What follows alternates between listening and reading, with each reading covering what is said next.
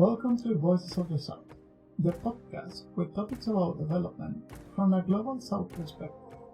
Here you will find interviews with social innovators from everywhere around the world, alongside audio essays focusing on different topics. Today, we will interview the founder and CEO of Thinkzone. Thinkzone is a social enterprise working in India that focuses on making education accessible for everyone. They do so throughout the use of simple mobile phones. As such, without any other interruption, welcome to the Voices of the South. Welcome to Voices of the South. We are really glad to have you here, Binayak. We have seen and reviewed a little bit of your work and your history with your organization, which is Thinkzone. And it's amazing. You've been impacting children for the last, I think it's 5 to 7 years. Not 7 years you are working. Yes, it's, and the work that you have done in India, it's, wow, impressive. And I want to talk about that. First of all, I would love to know what, or well, more for me than for the audience. What does Thinkzone do, and what's the focus of Thinkzone? Thanks a lot, Carlos, for inviting me for the discussion. It's a pleasure to be here and discussing about our work in detail. So, as you mentioned, our social enterprise, Thinkzone, works in the early grade education space. So what we do is we try to create quality learning opportunities for children in low resource settings. So how do we do that? Well, we empower teachers and parents so that they can work towards providing quality education, be it at community learning centers or at their own homes, using accessible technology solutions and through continuous nudge and support that we at Thinkzone provide. So the idea is that how do we improve the learning outcomes of children, like children who are going to formal education institutions, but due to several challenges in the public education space, they are not able to get or reach the age appropriate learning level that they should have.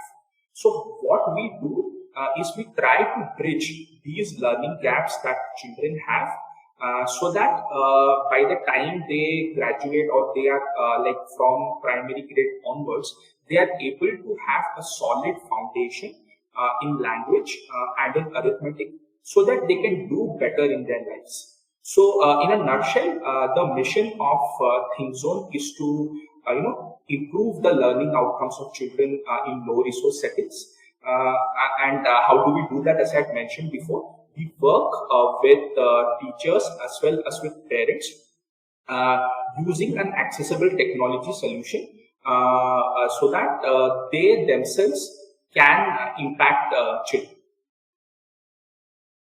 Yeah, sounds really cool.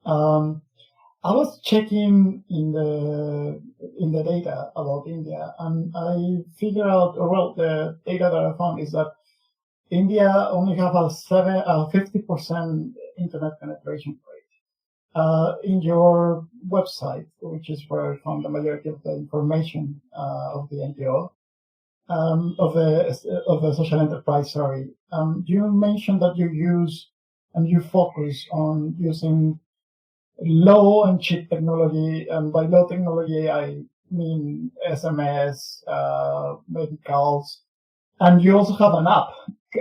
Could you go a little bit about that? I don't know how easy or how hard it has been to promote the use of these tools as an education, being that, for example, in a lot of backgrounds, using a cell phone during classrooms is believed to be like, oh yeah, you surely are looking at something else that is so not the class. Yeah.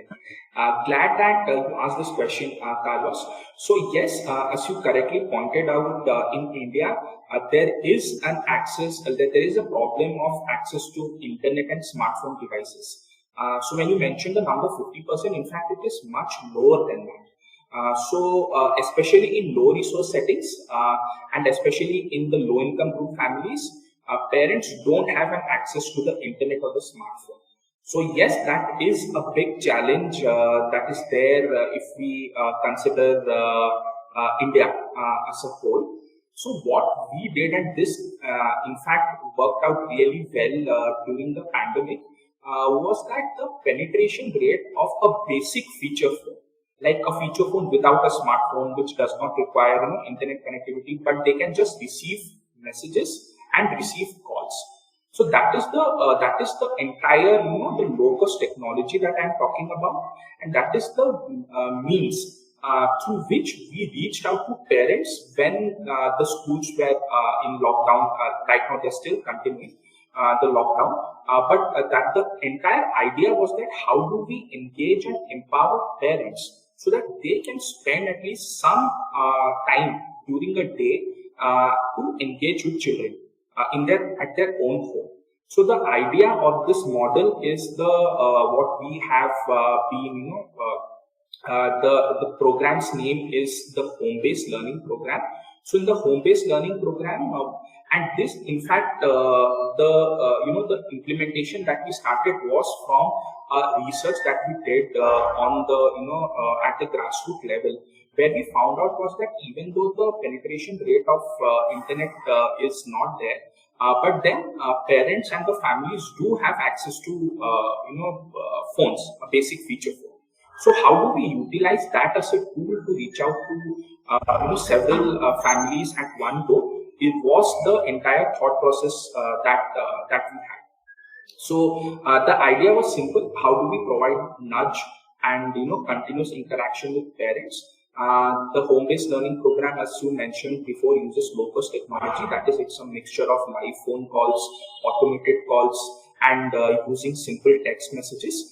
These content are there in the vernacular medium, and the parents can access this content free of cost. So once they receive the content, the idea is that they would be doing these simple do-it-yourself learning modules at their own home by spending just few minutes of a day. So the content is very simple. You don't require, and that is what also we have worked on to create the content in such a way that parents or families from any literacy level, or even if they are not that much, say have a knowledge of education, can still do this content by using simple home resources. And then to add to that, just from apart from providing these kinds of nudges through low-cost technology, we have teachers, and we train teachers, train public school teachers, train a cadre of community volunteers who in turn would call them or call the families twice a week and check out whether they have done the activities or not. Now, these cadre of, like I mentioned, the school teachers, or you can say the community volunteers, they do have access to a smartphone. Now, the idea is that once they also know like what is the type of content which is going to the children using a simple feature phone technology, they can view the content on the smartphone which they have, and through our mobile application solution. And after viewing those, the content, they sort of check twice a week about the specific learning activities which have been shared with the children. Now they see the content, check whether they have done the activities or not, and then use the smartphone to collect data to see whether the children are learning or not. So the beauty of our mobile application is that it is offline, so you don't require internet connectivity to run the application. So for one-time registration or for updating data, you do require internet. But viewing the content, and our technology is for the teachers and not for the parents. When I'm talking about technology, it means the mobile application. So the mobile application can also work on without internet connection. Once they do a login, they can view the activities, view the content which is to be shared by which is to be shared to the children, and then they view the activities and fill up the data. When the internet connectivity is there, the data gets synced to the server. So we sort of work on a holistic 360-degree solution where we say that even though we are providing content to parents, there is sort of a nudge provided at the local community. Wow, it looks like a huge work, which begs the question: how many people are working in Thinkzone?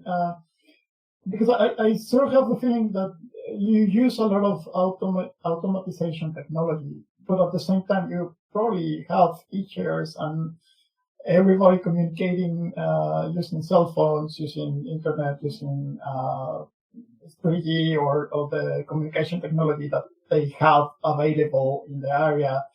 How many people are collaborating with Thinkzone?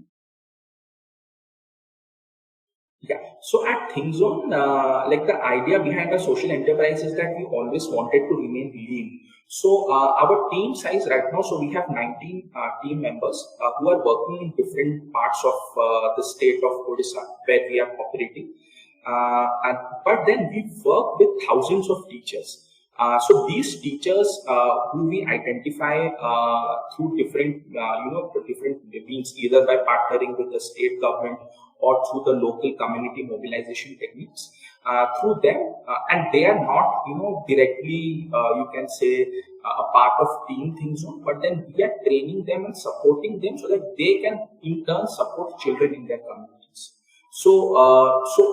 We right now, if you talk about the number of teachers, we have I think more than 1,200 teachers, and the teachers who are both are public school teachers and also community educators. So it's a mixture of both, of the public schooling system and also from community at the community level. So they in turn are onboarded, they are trained, they are motivated, they are nudged, and then they in turn work with children in their communities.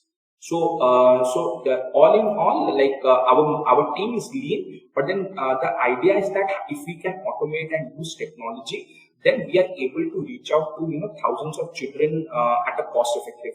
Yeah, no, the reach that you have with this project is really, really big. I have no idea if anybody has tried to reach out to you to replicate the idea somewhere else, but we can take that idea or take that question later. As the question that is obviously sort of lingering in the mind of everybody, the pandemic and what happened. We will do that in a further in the next questions. Before that, however, I want to ask you, what inspired you to create something that has changed the life of so many, as it is Thinkzone? Great question, Carlos. I think whenever I have been asked this question about like what motivated me, the simple answer that I give is that there was actually no eureka moment that I had. That hey, this is the moment through which like I would start things on. So if you ask me honestly, Carlos, then I think it's it has been so many years of personal experiences that I had, both from a childhood level and also as I was working in the corporate space, that I realized is that the access to education and access to primary education is still a challenge.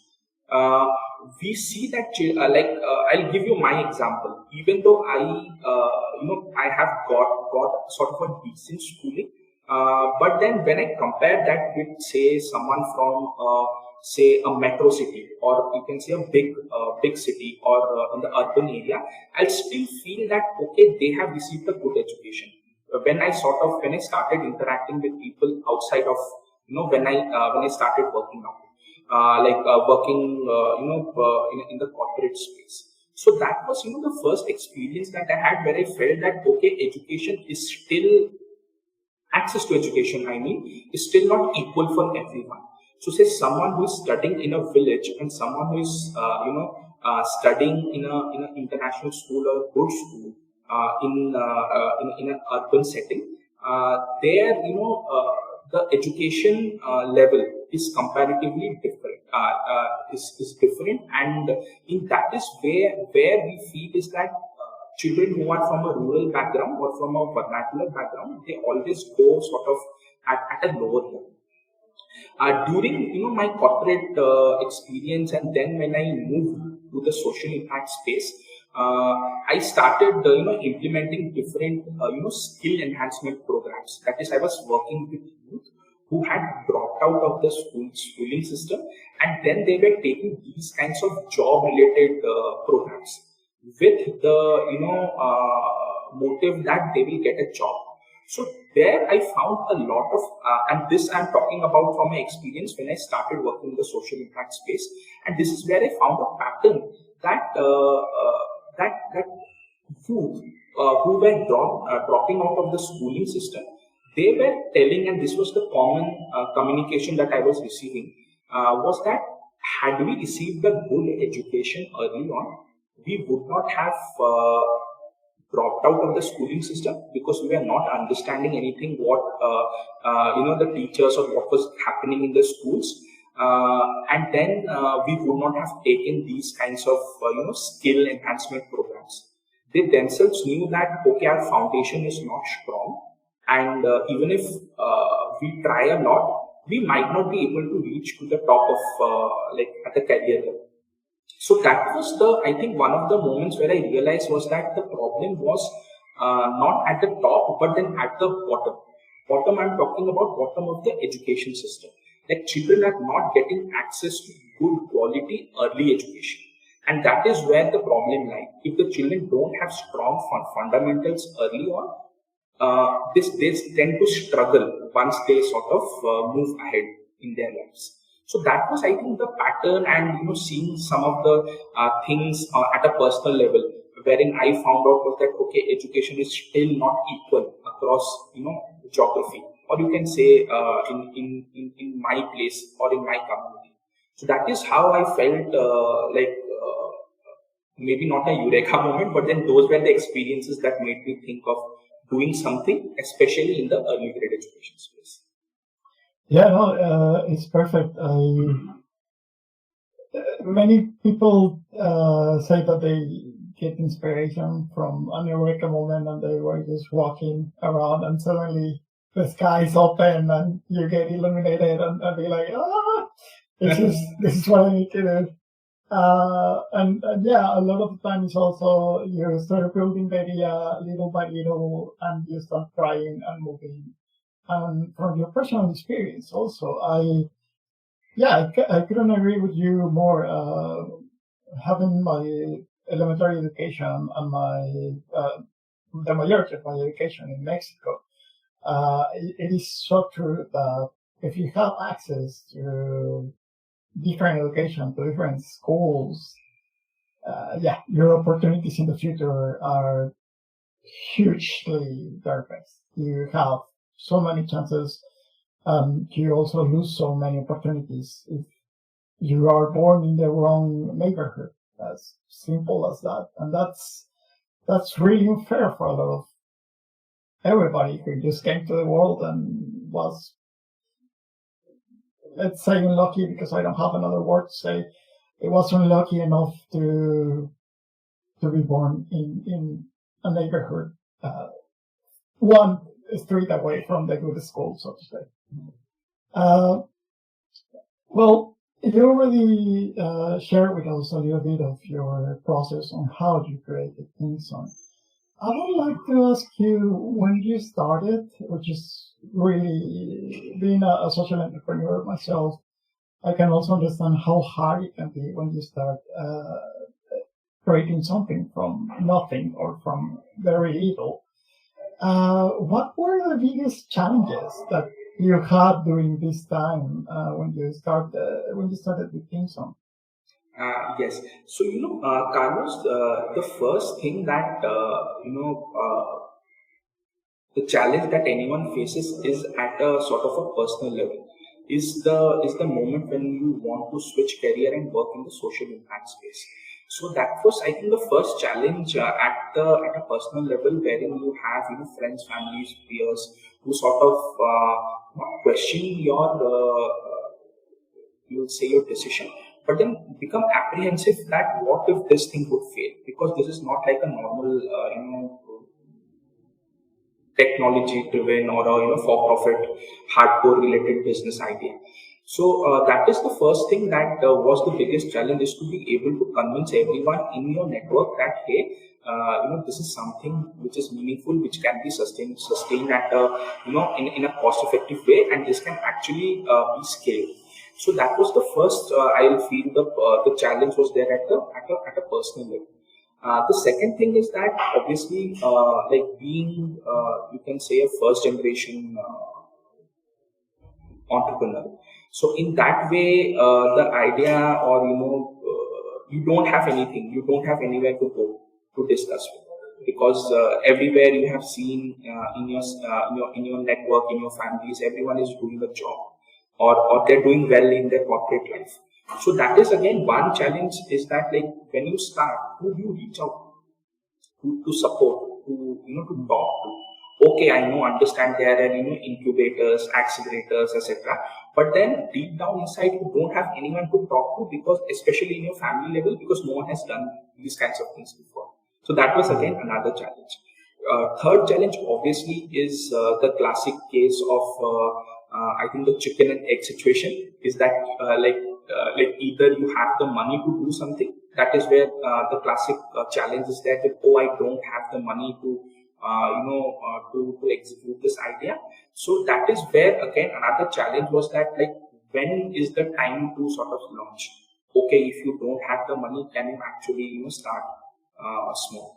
So that was again one challenge I faced, as to being starting very small, and even though not having the required resources. That was again another challenge. These were, I think, I mentioned about the overall challenge. But then in terms of implementation challenge, this is another an important thing, is that even though we do have an idea of how we want to do it, once we start implementing it, we realize that this, oh my God, where we have landed, like this is not how I thought things would work out. So that was again another challenge, is to be able to think ahead and see that, okay, I want to do something on ground, but this is not how it is starting out or panning out in the future.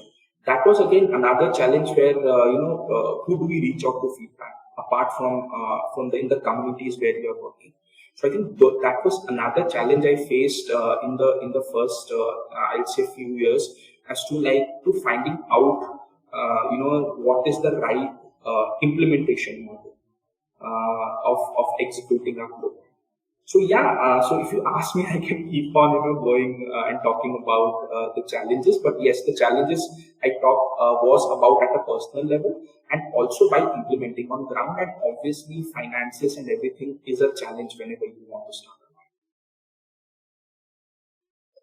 Yeah, of course, finances are a thing, and as you say, being a first generation entrepreneur, and let alone social entrepreneur, can be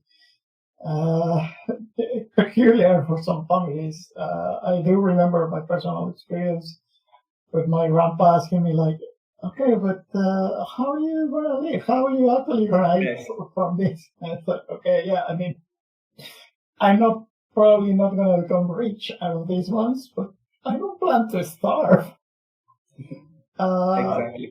Yeah, I can perfectly understand that, and the courage that it takes, because yeah, maybe you are lucky enough that your family is like, okay, I don't understand what you're trying to do, but I support you, or at least I'm not gonna stop you from doing it. But yeah, maybe some people have faced opposition from the family, not only not being able to support, but active being, we don't want you to do that. But yeah, it's a really nice experience that you share with us. Which brings me to the next question. Obviously, when you start a project, when you start an idea, it starts on the paper. The paper is all good and beautiful, and you can put all the flowers that you want to put on that paper. But then when you transit to reality, your paper ends up usually being trashed down and modded and beaten up everywhere. Obviously, it ends up in a more stronger project in a more stronger idea, that you now know how it interacts with reality.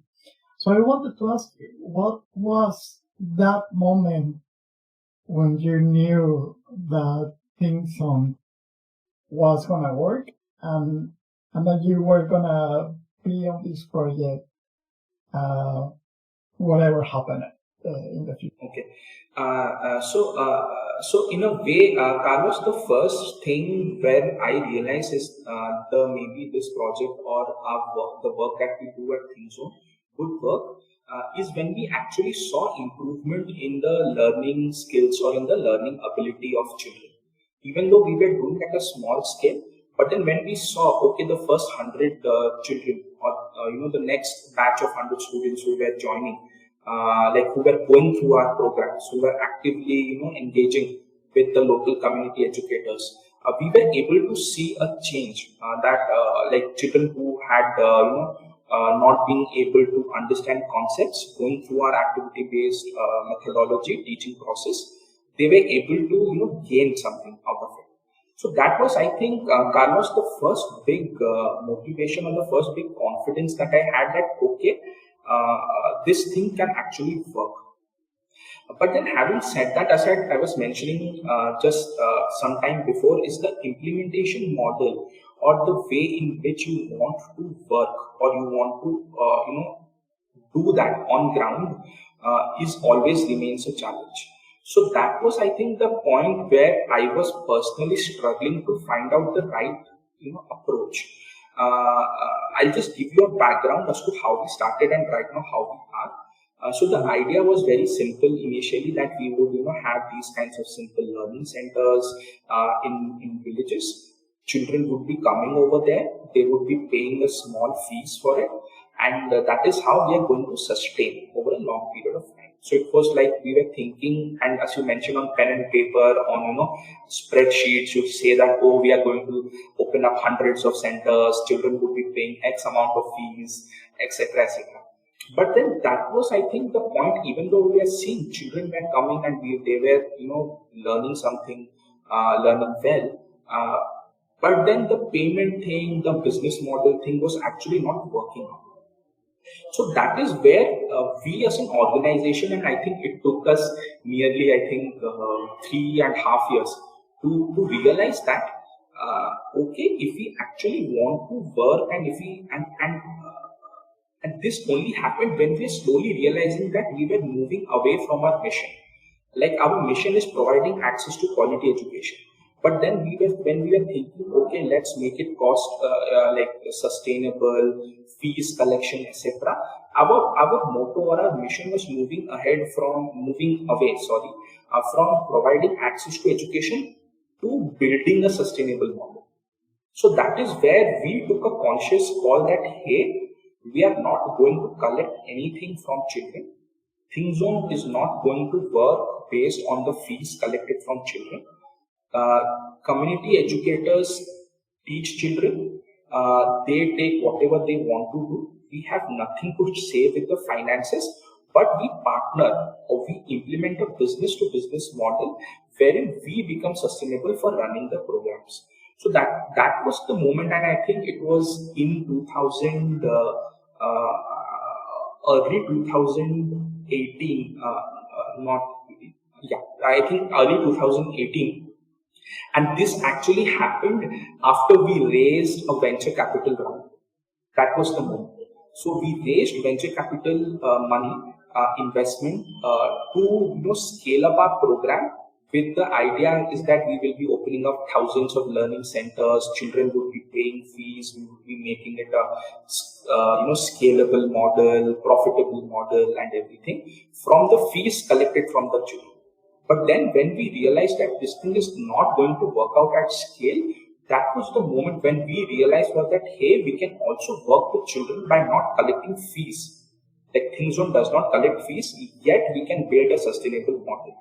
So when we started to partner with corporates, when we started to partner with governments, state government, to replicate, to implement our program, that is where, if you ask me, Carlos, like I felt that, okay, this is the time wherein we can integrate our programs into the public system, work with different partners at a corporate level, at a government level, and still be able to impact children in a sustainable manner.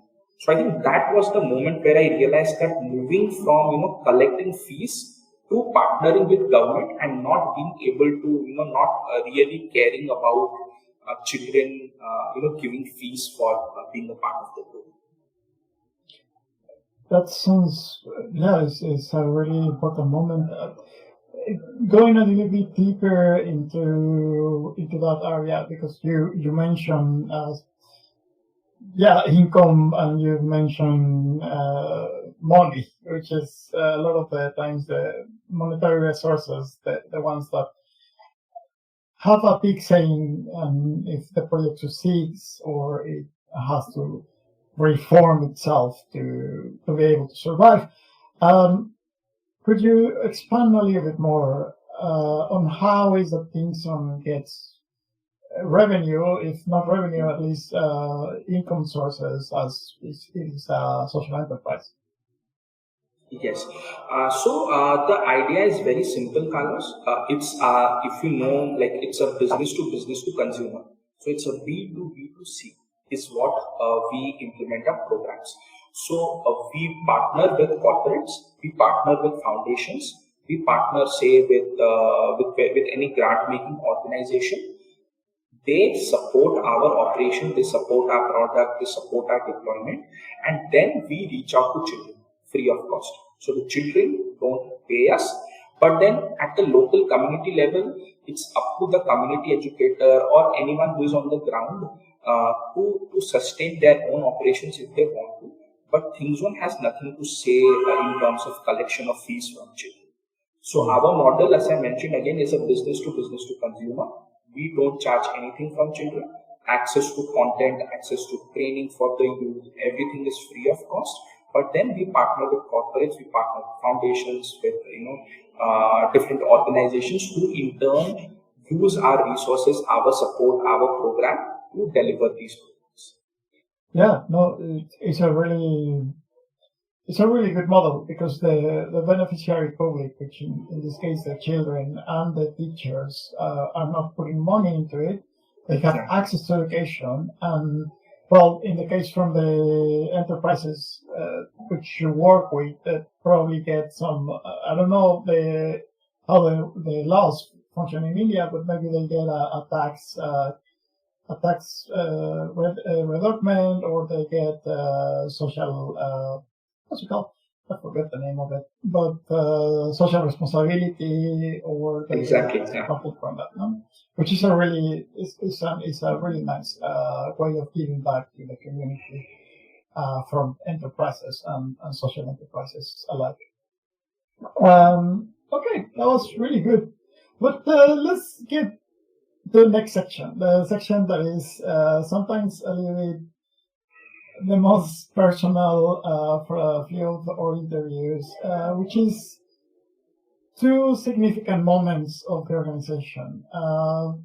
You can decide on which one you start, but the question is, what was the biggest fucked up that you did in the organization? And by fucked up, I mean a mistake that obviously you need to learn from, and you need to recover, and you need to find the solution to it. And the second is, what was the biggest or the most significant achievement that you got in the organization? You pick which one you want to start with, but go ahead. Yeah. So it's a good question, Carlos. So, there have been multiple, if you can say, moments where I felt, oh my God, why I did not think of it earlier.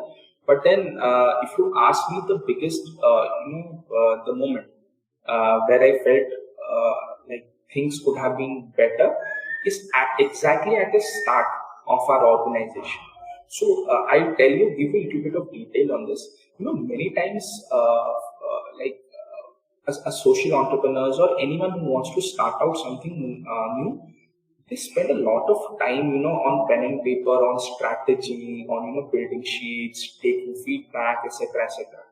And because of this, right now, maybe I think many years back, social impact was not like a big space to work.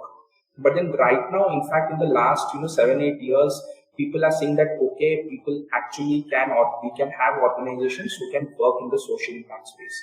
Now, what happens here is that when we collaborate and when we work with different people, they tend to give you ideas. You spend a lot of time on ideating, you spend a lot of time on documentation, you spend a lot of time on pitch decks. If you want to do something for the community, close your eyes and start. Don't have a product, close your eyes and start. Just start. That is the biggest, I think, and there have been many moments where I felt again, but this, I think, was on the top of my mind right now is maybe the biggest fuck up. Is like I lost out several months just by doing pen and paper, sitting at my home, making presentations for audience, trying to reach out to incubators, accelerators, etc. Why? Because I was feeling, as I mentioned, it's a classic chicken and egg situation. Oh, I don't have money. How do I start? So that is the problem, Carlo, that I felt was the biggest fuck up moment. Is that okay? If I don't have say thousands of dollars, if I just have $10, why I'm thinking of starting with thousands of children? Let's start with 10 children. Let's start with 5 children, and see how the program goes. So that I think was the biggest fuck up moment, where I spent a lot of time on ideating and strategizing. I lost out on critical time of piloting the programs. So that I felt was the biggest fuck up moment, if I may. Apart from that, yes, raising money, challenges of building a model, sustainable model.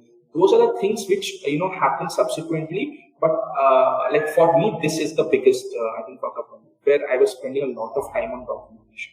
And why I'm sharing this Carlos, is because many many of the audience, like the people who would be watching this, would be entrepreneurs who are just wanting to start out. So that is why this is just a suggestion, and this is just the 2 cents of whatever I have learned, is that just don't think too much. Just start. Yeah, no, it's I mean, I find it interesting that you choose that as a fucked up moment.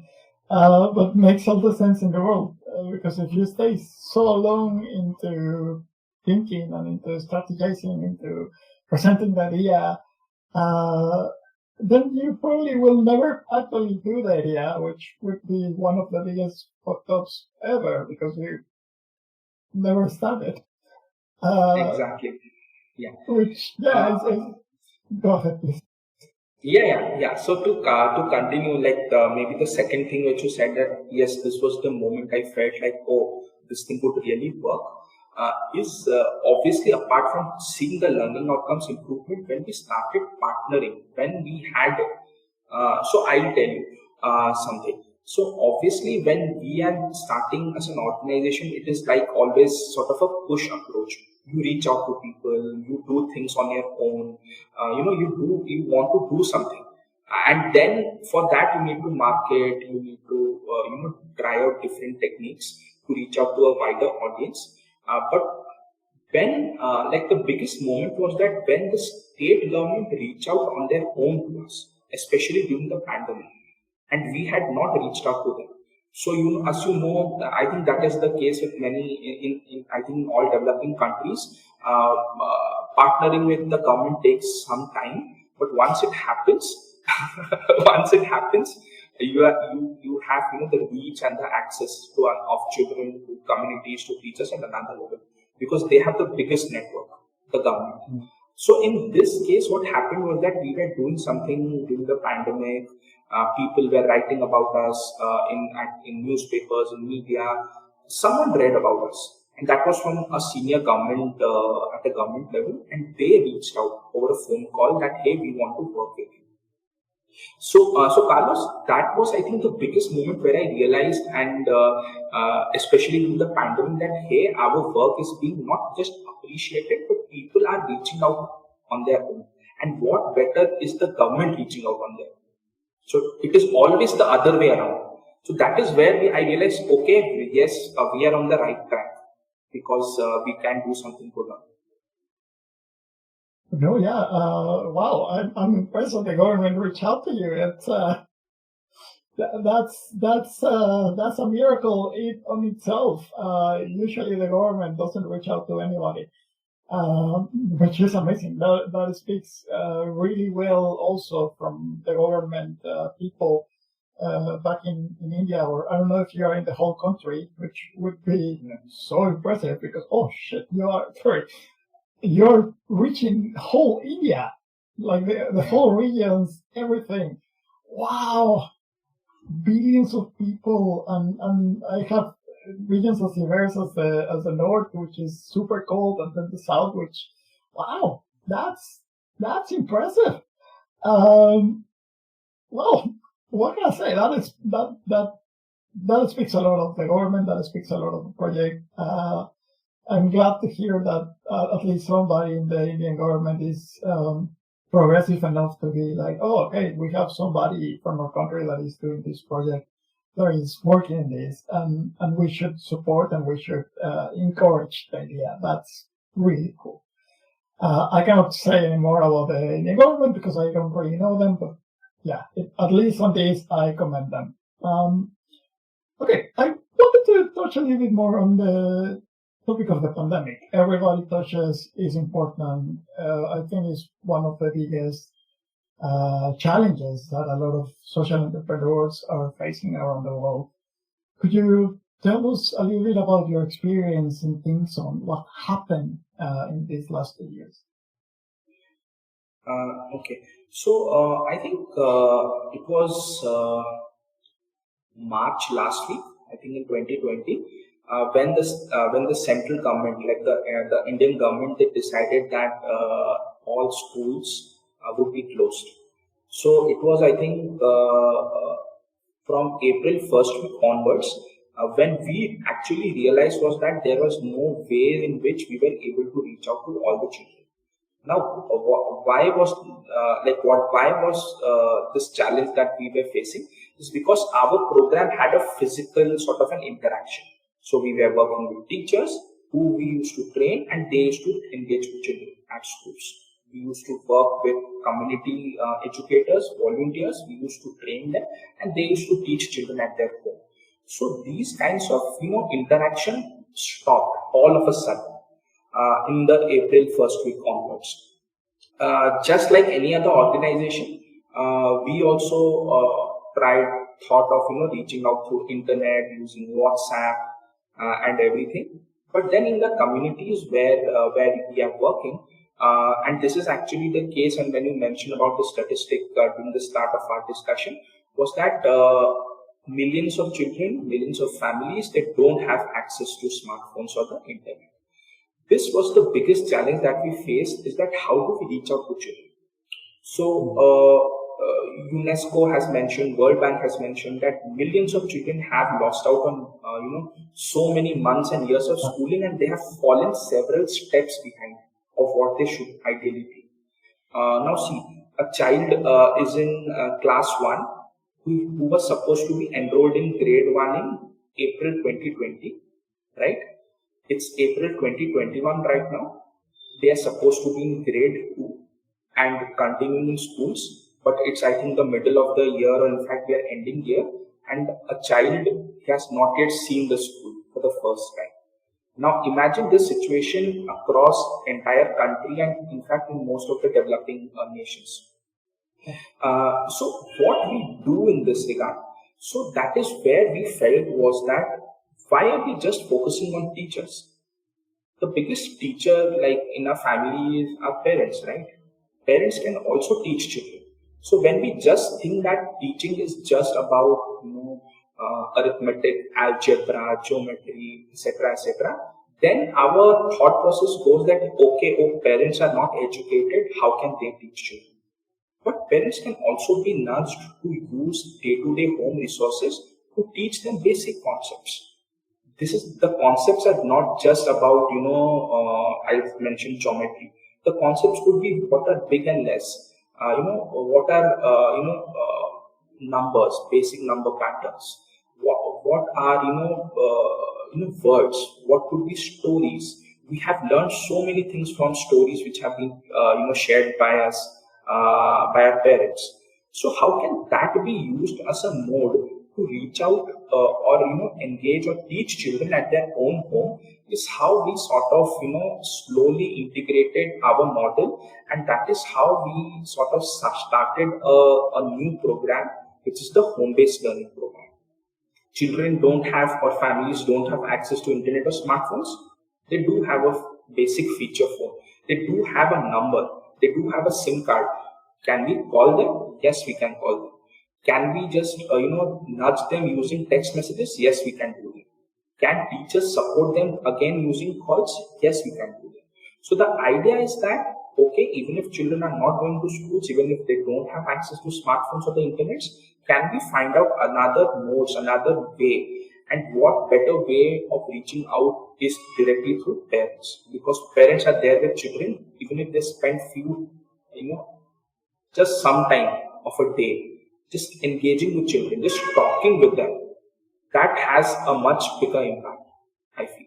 And that is how we sort of slowly evolved and launched another program, the home-based learning program, which has been running successfully for the next 16, 17 months. And this is what I had mentioned some time back, is that this program is through which we are partnering with the government and expanding the program because schools are still closed.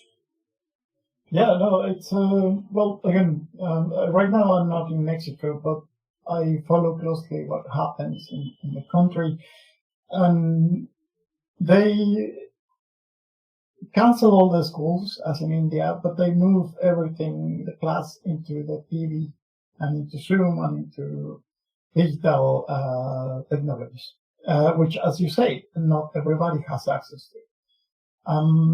And I think the numbers haven't been shown yet, but I am pretty sure that this pandemic is gonna be one of the biggest setbacks on achieving the SDGs from the UN. I think it's 7. I don't remember, but the one that is education.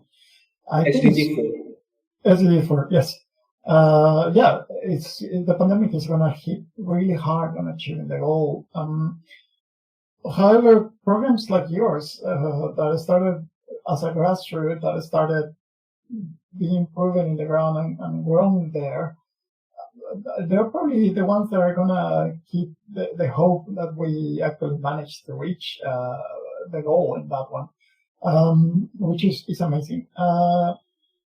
Anyway, let's moving on into what is going to happen next. What is the future for Binayak, and what is the future for Thinkzone?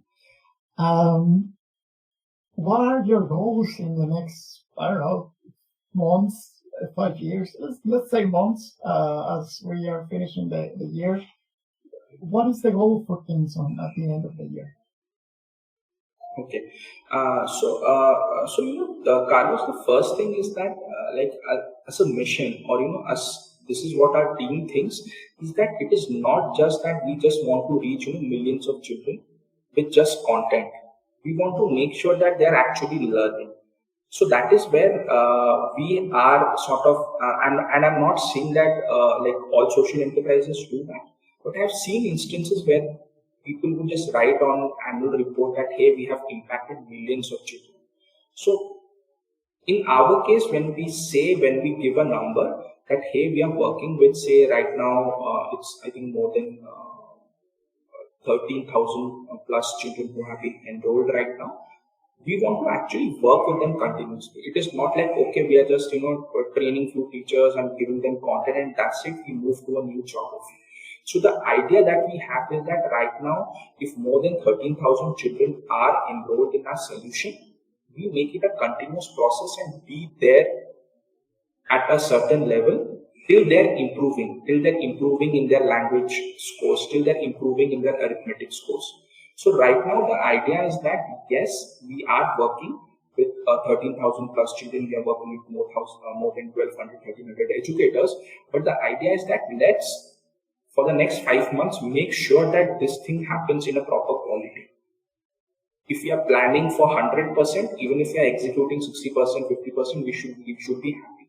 So the idea is not having more number of reaching out to more number of people. Yes, that, and again there are many reasons apart from financials, operational constraint, team constraint, because again we are a small team. So the idea is that if we have many students, thousands of students, let's work with them for the next 5 months. So if you ask me, the next 5 months goal is to make sure that children are improving. Whatever children, the number of children we have enrolled in our solution, we work continuously with children, we work continuously with parents, we work continuously with teachers to make sure that they follow the same processes we are planning on. That is the number one thing. If you ask me that over the next 2 years, 3 years, the idea is that yes, we want to integrate more technology into our solution. We obviously are using low-cost technology, obviously using mobile application, but the idea is that can we improve, can we advance our technology, can we make the content more personalized? For that, we are as a team, we are thinking of right now incorporating machine learning into the entire technology stack that we have. How can we personalize the content for children without having a smartphone? How can we do it at an audio level? So that is another thing. That is what we are planning at a product level. Apart from that, for the next 3 years, yes, after this financial year, we have, and the plans are in place, and we are in discussions with different stakeholders, potential partners. The idea is that over the next 3 years, we are, scaling up our entire work. And over the next 3 years, the plan is we are at least reaching out to more than 100,000 children over the next 3 years, and making sure that they are improving, they are doing something. It is not like just reach out to say 100,000 children and just giving them content. No, working in that entire learning journey is what we want to do. So yes, the idea is that for the next 5 months, we would be working with the number of enrolled students. The next 2-3 years, continuously building our product, continuously building our technology stack, and then reaching out to nearly 100,000 students. Sorry, the last number is 30,000. 100,000. 100,000 children. Okay. That's wow. Not even in my wildest dreams, when I was working back in Mexico with a community orchard, I thought ever of reaching that big of a number. But that's really nice. I'm glad it's about to become a reality for you. Wow. Well, we are about to close the interview.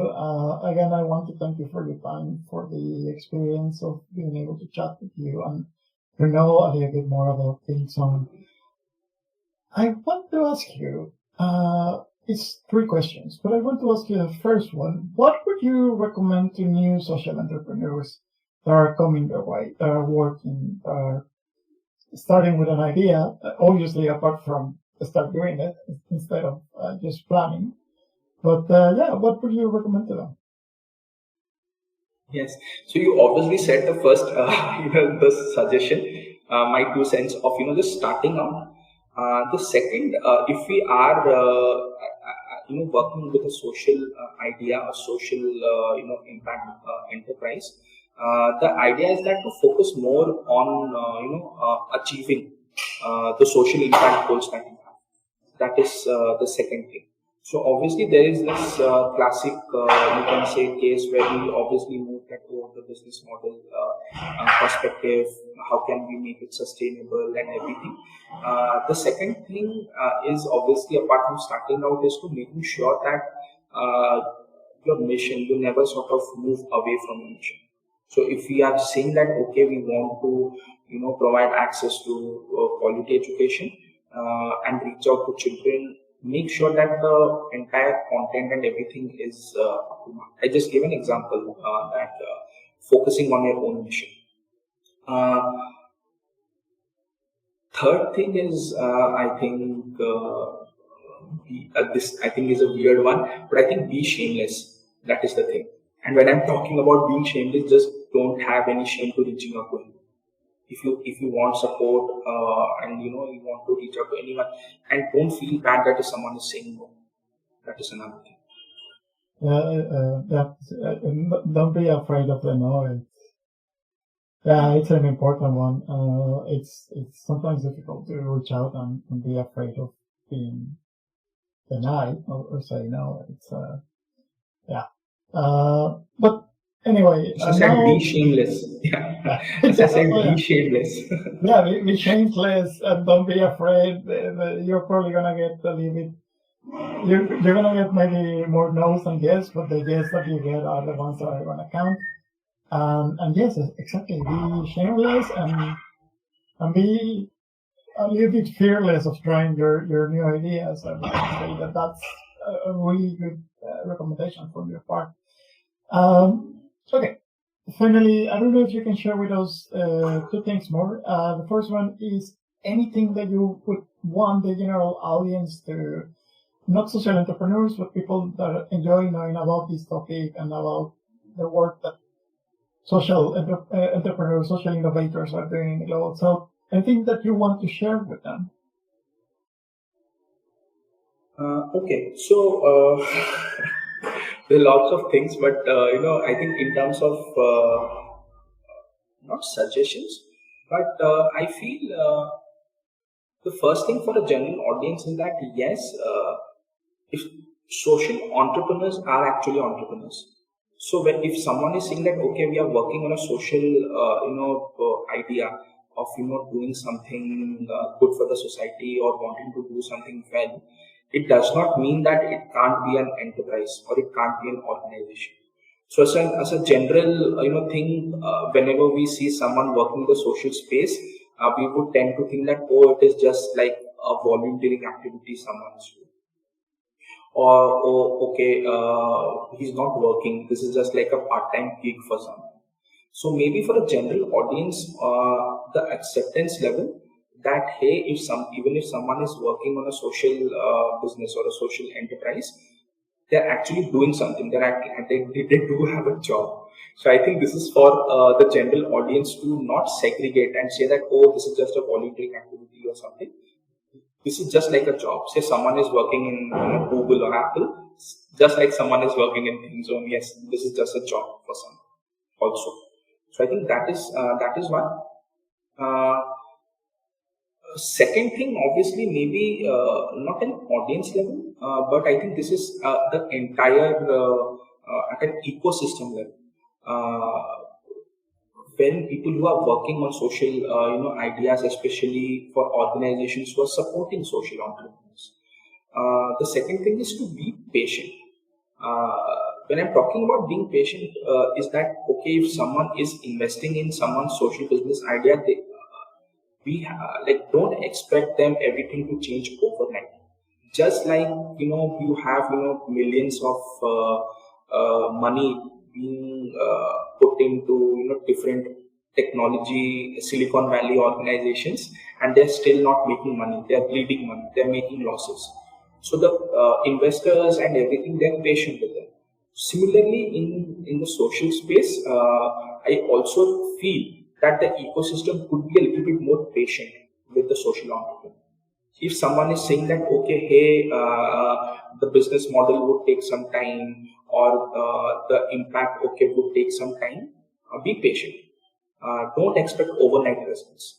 And that I think is another thing which I also want to suggest to a larger ecosystem, is that if someone is working on the social enterprise idea, accept like them to make changes, but yes, change would take time. Yeah, changes take all the time. We might not be accustomed to waiting, especially now that we get almost everything on demand. But it's true. Building something from the ground takes a lot of time, effort, sweat, tears, blood. Everything that you want to put into there is going to be welcome. This is the last question. Thank you again very much for the interview. What are your social networks? Where people can get to know more about Thinkzone, how they can reach you out? Okay. So just search for Thinkzone. It's ThinkZone. So we are on Facebook, we are on LinkedIn, we are on Twitter, we are on Instagram. You can search for us on YouTube. So on our website, thinkzone.in, you'll find all the details. Okay. Just Google Thinkzone, and I think you'll find Thinkzone somewhere. The first Yeah, few well, searches. if you let me add a little bit there, it would be Thinkzone India. That's Yes. otherwise it gets some other, but it's that one Yes. that's where you get the first one is Yes. Thinkzone. Well, Binayak, thank you very much. It was an amazing interview. Unless you want to say something else, that would be all for the interview. Thanks a lot, Carlos, for inviting me. It was a pleasure, sharing about our work, and it will also help us to reach out to so many people who are also working in the social impact space. So yeah, thanks again.